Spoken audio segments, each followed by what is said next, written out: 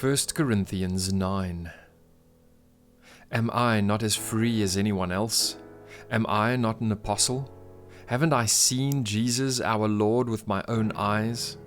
Isn't it because of my work that you belong to the Lord? Even if others think I am not an apostle, I certainly am to you. You yourselves are proof that I am the Lord's apostle. This is my answer to those who question my authority. Don't we have the right to live in your homes and share your meals? Don't we have the right to bring a believing wife with us, as the other apostles and the Lord's brothers do, and as Peter does?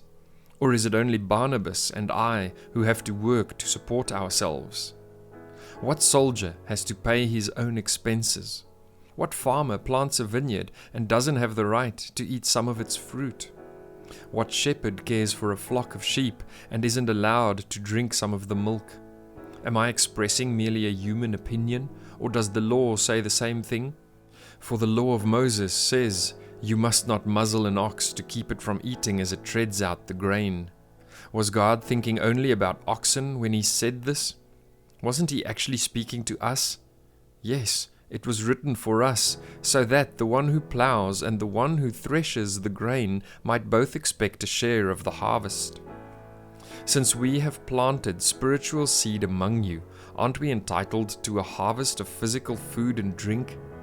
If you support others who preach to you, shouldn't we have an even greater right to be supported? But we have never used this right. We would rather put up with anything than be an obstacle to the good news about Christ. Don't you realize that those who work in the temple get their meals from the offerings brought to the temple? And those who serve at the altar get a share of the sacrificial offerings. In the same way, the Lord ordered that those who preach the good news should be supported by those who benefit from it. Yet I have never used any of these rights, and I am not writing this to suggest that I want to start now. In fact, I would rather die than lose my right to boast about preaching without charge. Yet preaching the good news is not something I can boast about. I am compelled by God to do it. How terrible for me if I didn't preach the good news. If I were doing this on my own initiative, I would deserve payment. But I have no choice, for God has given me this sacred trust. What then is my pay? It is the opportunity to preach the good news without charging anyone. That's why I never demand my rights when I preach the good news.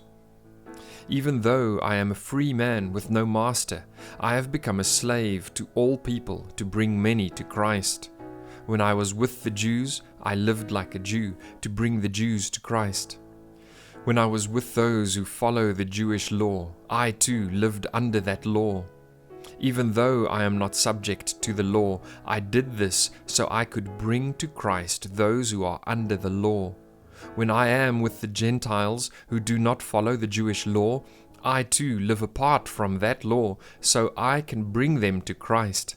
But I do not ignore the law of God, I obey the law of Christ. When I am with those who are weak, I share their weakness, for I want to bring the weak to Christ.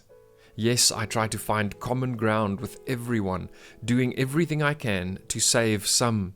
I do everything to spread the good news and share in its blessings. Don't you realize that in a race everyone runs, but only one person gets the prize? So run to win.